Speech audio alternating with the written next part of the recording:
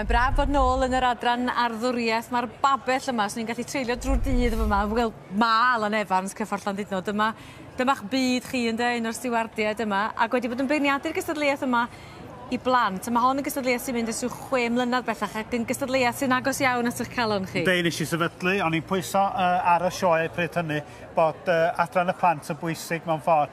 Ac da ni wedi datblygu fo rwan i gystadleuaeth ysgolion, sef mae ysgolion yn cystadlu efo testyn eleni Ronald Dahl ac gwneud creu gardd efo ffigurau efo i dadansoddi hanes Roald Dahl. Ie, un o lyfrau. Mae'r Peach, mae'r Giant Peach. Mae'r Peach, da ni wedi cael 10 yn cystadlu eleni, a 10 ysgol, ac fel gwelwch chi, mae'n dipyn o her dod nhw yma, cludo nhw yma, a dod nhw ymlaen, a mae'r safon wedi bod yn rhagorol.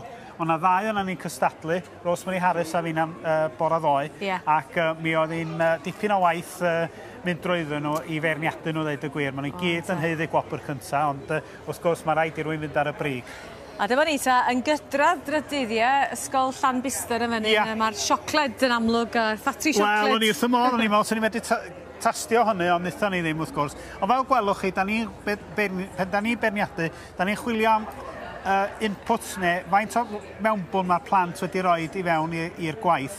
A fel y gwelwch chi fama, mae yna lot o liwiau diddorol yna, maen nhw wedi lliwio i mewn, maen nhw wedi gwneud rhai o pethau man, ac mae o'n werth chweil, dweud y gwir. Be ydy'r cydbwysau rhwng y crefftwaith sydd yna, a'r blodau... Mae haid i rwy'n cael cydbwysedd teg ar hynny.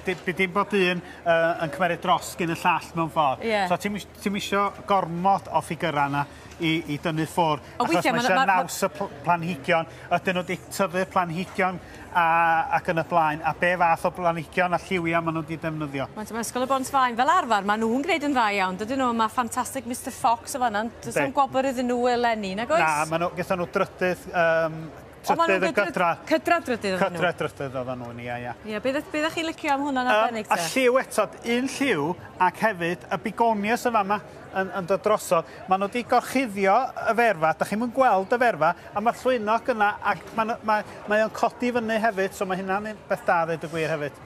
Awn ni heibio ni ar y gornol, o'n ni nôl at hon i gloi, ond dyma ni'r ferfa ddoth yn ail, ac yn lleol ysgol gynradd Newbridge on Wye lawr lôn, yn de? A fama, wrth gwrs, mae gennych chi'r nasturtium yn tyfu.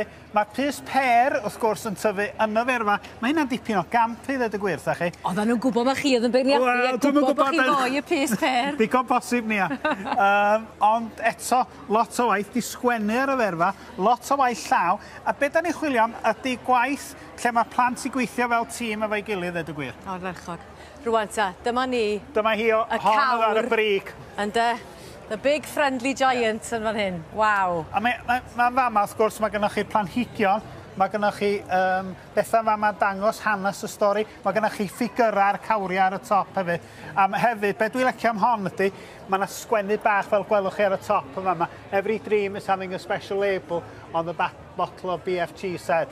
Ond pethau fel am yn ei gyd, da chi'n gweld y mewnbwn yn fanna. A hefyd, oedd nhw wedi gwneud ffolio bach yn dangos lluniau plant yn creu y ferfa. Be well gowch chi na hynny? Felly mae'r gystadleuaeth yma wedi cydio, mae wedi llwyddo Alan, mae yma i aros ni.